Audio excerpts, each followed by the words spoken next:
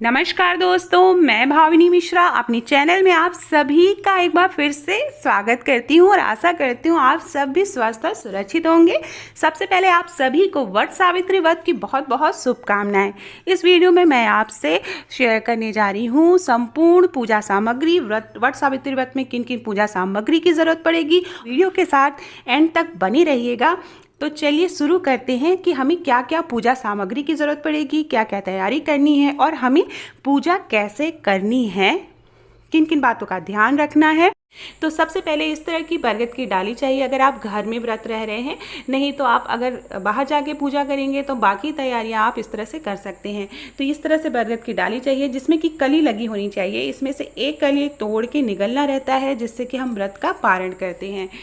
तो इस तरह की कली लगी होनी चाहिए और ये बहुत ही आसानी से आसपास मिल जाएगा। एक गमला चाहिए और उस गमले में इस डाली को हम अच्छी तरह से लगा लेंगे, उसमें मिट्टी डाल के, और डाली को एकदम इस तरह से जैसे पेड़ लगाते हैं वैसे ही लगा देंगे।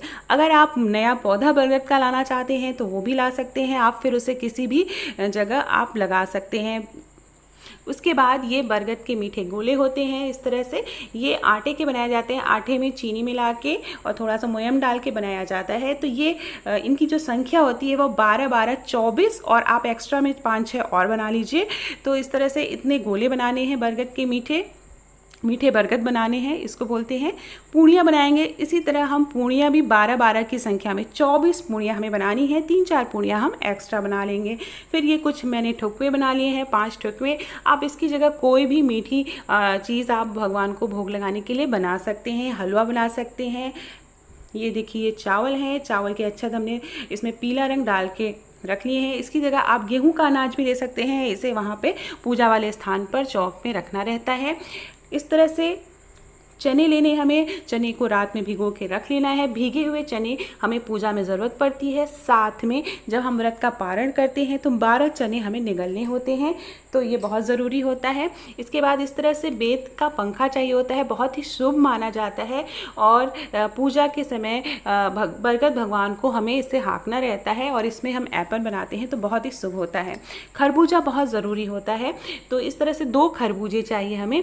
तो इस तरह का ही खरबूजा मुझे मिला है, तो इस तरह के खरबूजे चाहिए। उसके अलावा आप कोई भी फल ले सकते हैं, जैसे कि आप केला ले सकते हैं, आम मिल रहा है आम ले सकते हैं, कोई भी फल आप इसके अलावा चढ़ा सकते हैं।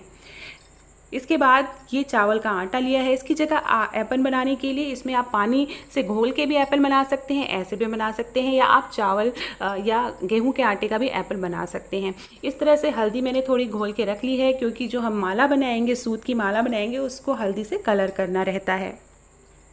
उसके अलावा मैंने लिया है पान का पत्ता, इलायची, लौंग, गणेश भगवान जी को चढ़ाने के लिए 2 माला मैंने ली है, एक बरगद वृक्ष को चढ़ाने के लिए और दूसरा पति को पहनाने के लिए। लौंग, इलायची और ये पान के पत्ते हैं। तो इस तरह से 2 पीली माला लेंगे। तो बहुत से लोग पूजा करते हैं, पूजा करने के बाद पति की पूजा करते हैं, तो उसके लिए चाहिए होता है। फिर ये मैंने जो है एक सुपारी ली है गणेश भगवान जी के लिए और एक गौर माता बनाई है। आप गोबर से बना सकते हैं या मिट्टी से बना सकते हैं। बहुत से लोग 4 मूर्तियाँ और बनाते हैं, जिसमें ब्रह्मा जी और सरस्वती जी लेते हैं और सत्यवान और सावित्री। तो ये 4 लोग 4 मूर्तियाँ और बनाते हैं, उसको भी पूजा करते हैं, लेकिन हमारे यहाँ नहीं होता है। कलावा, रक्षा सूत्र लेंगे, सूत चाहिए हमें, ज़्यादा सा सूत चाहिए, हल्दी, कुमकुम, धूप बत्ती और बत्ती, अक्षत, ये सारी चीज़ें चाहिए पूजा के लिए। ये घी का दीपक चाहिए। कलश के ऊपर रखने के लिए भी एक मिट्टी का दिया चाहिए। जल 1 लोटे में चाहिए। सबसे पहले हम सींचते हैं बरगद के वृक्ष को जल से। सुहाग का सामान चाहिए। आप जो भी सुहाग का सामान इस समय आप घर में आसानी से उपलब्ध करा पाते हैं, ये चूड़ी, बिंदी, सिंदूर, जो भी आपकी इच्छा है सुहाग का सामान, लेकिन चूड़ी, बिंदी, सिंदूर बहुत ज़रूरी होता है। उसके अलावा आप नेल पॉलिश हो गया, आलता हो गया, ये सारी चीज़ें की ज़रूरत पड़ेगी। एक लाल रंग का वस्त्र आप ले सकते हैं, आप साड़ी चढ़ा सकते हैं, बहुत से लोग नई साड़ी चढ़ाते हैं। तो इन सारी सामग्रियों की ज़रूरत पड़ती है पूजा के लिए। तो ये सारी अगर हम तैयारी करके रखेंगे, तो अगर आप बरगद के वृक्ष में भी पूजा करने जा रहे हैं तो ये सारी तैयारियां करके रखेंगे तो बहुत ही आसान हो जाता है। अपने गणेश और गौरी माता ज़रूर ले जाइए वहाँ पूजा करने के लिए। घर में आप पूजा करते हैं तो और भी ज़्यादा आसान है। एक गमले में आप इस बरगद का वृक्ष लगा लेते हैं और उसके बाद हम संपूर्ण पूजा करते हैं। तो ये सारी तैयारी है जो कि वट सावित्री व्रत में बहुत ज़रूरी होती है।